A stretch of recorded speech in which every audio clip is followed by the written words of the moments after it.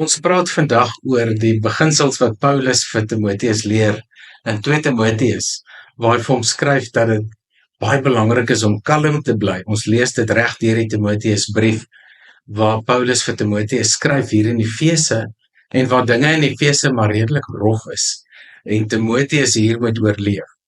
Ons weet dat Efese 'n hawestad was, ons weet dat in Efese daar 'n klomp onsedelike dinge gebeur het, en dat daar ook klomp verskillende gelowe was in afgodsdiens, en dat Timoteus regtig onder baie druk verkeer. Nou Timoteus weet ons, was Paulus se regterhand in baie van die gemeentes. Lees byvoorbeeld in 1 Tessalonisense waar Paulus vir Timoteus stuur om te gaan kyk hoe dit met die gemeente gaan. Timoteus was die een met die pastorale versorging, met die pastorale opdrag en instruksie wat hy van Paulus ontvang het. Aan die ander kant, die gedeelte wat ons hier in Timoteus lees, was blykbaar van die laaste woorde wat Paulus neergeskryf het. So dit gee ook vir ons daardie gevoel van sentiment, hier waar Paulus dan sê, hy het klaar die wenstreep behaal en die wedloop is voltooi, en hy gee nou die aflosstokkie oor aan Timoteus. Paulus skryf in 2 Timoteus 4, werk volspoed in die Here se diens. Hy gee vir Timoteus hier 'n instruksie en hy sê, Christus Jesus gaan as regter besluit wat eendag met die mense gaan gebeur, of hulle nog lewe en of hulle reeds dood is. Hy gaan weer kom en soos 'n koning kom heers.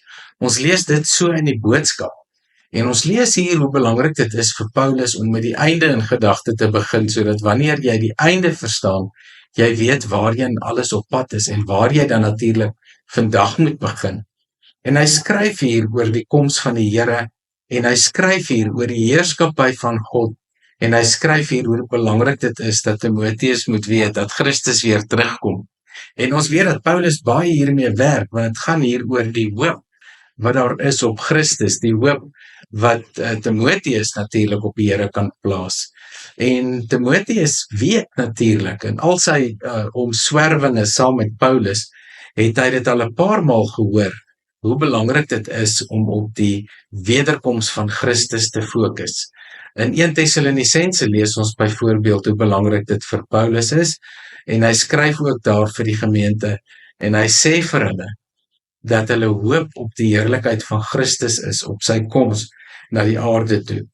Paulus gaan verder, en hy skryf vir hom, ek wil vir jou die instruksie gee, ek wil met dringendheid vir jou 'n opdrag gee, en hierdie dringendheid gaan nie sommer net daaroor dat Paulus iets uitgedink het om vir Timoteus te gee nie, dit gaan hier daaroor dat hy sê, God en Jesus word as getuies geroep, dat hy die volgende vir hom sê, vertel vir almal die boodskap van God.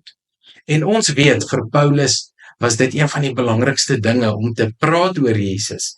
As ons gaan kyk na Jesus se woorde in die evangelies, dan sien ons dat Jesus op 'n klomp plekke gesê het, gaan praat oor my, gaan praat met mense oor my, gaan praat met mense sodat hulle die goeie nuus kan hoor. En dan sê Paulus vir hom, jy moet altyd reg wees om dit te doen. Maak nie saak wanneer nie. Verkondig die evangelie, tydig en ontydig, binne seisoen en buite seisoen. So bly kalm, want die dinge rondom jou gaan rof wees, die dinge rondom jou gaan van so 'n aard wees, dat die mense die gesonde leer nie meer wil aanhang nie. Ons lees daarvan in 1 Timoteus 4, waar Paulus vir hom sê, daar gaan 'n tyd kom, wat die mense nie meer sal doen wat goed is nie. Die Heilige Gees het duidelik gesê, dat in die laaste dae, voor die Here kom, party mense niks meer met die geloof te doen sal hê nie. Hulle sal eerder agter bose geeste aanhardloop, wat hulle op verkeerde paaie lei, en sal gretig luister na wat demone vir hulle vertel. En hierdie woorde van Paulus aan Timoteus, moet ons onthou, het nooit weggeval nie, dit het nie verval nie, is nie 'n vervaldatum hierop nie. En hy sê ook vir Timoteus, dit sal gebeur wanneer hulle oor uitleen aan mense wat kamma goed is. Hulle sal dat mense hulle ore krap wat juk. Met ander woorde, hulle sal hoor net wat hulle wil hoor. Maar eintlik gaan hierdie leermeesters vir hulle kil en vir hulle belieg. En hierdie mense sal nie eens omgee om ander mense op die verkeerde paaie te lei nie. En daarom wil Paulus vir Timoteus sê dat hy kalm moet raak oor hierdie rowwe wêreld wat rondom hom gaan plaasvind en dit wat gaan gebeur, en dat hy nog steeds die evangelie moet verdedig, tydig en ontydig, binne seisoen, buite seisoen, moet ek en jy ook praat oor die Here. Daar is nie vir ons 'n regte tyd of 'n regte geleentheid waarvoor soveel mense bid nie. Natuurlik, ja, is daar goddelike afsprake waar ons onsself in 'n situasie bevind wat ideaal is. Maar ons kan nie gaan wag vir die ideale situasie om oor die Here te praat nie. Binne seisoen, buite seisoen, praat, verkondig, weer lê, gaan help dat mense die waarheid raak sien en bestraf, spreek mense aan wat die verkeerde dinge sê. So baie mense sê dat ons met ons dade moet getuig en is waar, dat ons dade moet wys dat ons kinders van die Here is. Maar hier moet ons ons mond by die dade voeg. En Paulus sê vir Timoteus, in hierdie rowwe dae wat voorlê, voor Jesus terugkom, moet jy onthou dat jy die evangelie moet verkondig. En Paulus bedoel hier met woord en dit wat hy sê, en hy moet weer lê. Hy moet vir mense gaan wys daarop dat hulle dinge verkeerd kyk en verkeerd sien. En hy moet ook natuurlik mense dan bestraf. Hy skryf verder en hy leer vir Timoteus, hy sê, as ander mense 'n klomp onsin vertel, dan moet jy hulle reghelp. Dan gaan dit nie help, sê ek vandag, dat jy net met jou dade getuig nie. Dan moet jy praat, as dinge verkeerd getrek word deur mense. En dit kan in die kerk gebeur. Jy kan ook nie in die kerk stil bly nie, jy sal in die kerk moet praat, wanneer mense dinge op verkeerde maniere sien. En hy sê, as die mense nie wil luister nie, lees ons in die boodskap, dan moet jy kwaai met hulle praat. En as iemand moedeloos is, moet jy hulle mense moed inpraat. Help hulle om as gelowiges dan sterk te staan en te weet, dat hierdie deur mekaar tye, eintlik deur Christus al voorspel is. Lees in die profetiese redes en die evangelies, waar Jesus sê dat die dinge so deur mekaar sal wees. En Paulus sluit hierby aan en hy sê, weet jy wat? Wees geduldig met hierdie mense, wees geduldig, wees kalm en verdedig die evangelie. Doen dit met geduld. En hy sê vir hom, jy moet mense stap vir stap help om God se dinge beter te verstaan. En daarom kan ek en jy vandag weet, ons het 'n baie belangrike werk om mense stap vir stap te gaan verduidelik hoe die evangelie werk, wie Jesus is. Baie mense ken nog nie eers die helfte van Jesus nie. Die meeste mense in die wêreld vandag het sommer uit die staanspoor 'n negatiewe begrip van Christus en hulle sien sommer neer op Jesus en op Christene. En die rede is dat hulle nie presies en baie mooi verstaan wie Christus is nie. Maar dis vir jou belangrik natuurlik ook, geliefde, dat jy stap vir stap sal weet wie Christus is. En gaan lees gerus die evangelies, wat dit vir ons so mooi leer. Ek onthou as kind, het ek in soveel van die dienste gesit, en baie keer nie eers geweet waaroor die dominee preek nie. Maar soos ek groter geword het, het ek geleer wat dit beteken, stap vir stap, om 'n kind van die Here te wees. En Paulus wil vir Timoteus herinner, dat hy dit ook weet. Hy weet hoe dinge werk, van dat mense die goeie nuus hoor, van dat die saadjie geplant is, die wedergeboorte wat plaasvind, die lewe as 'n nuwe Christen, die nuwe baadjie wat hulle moet aantrek.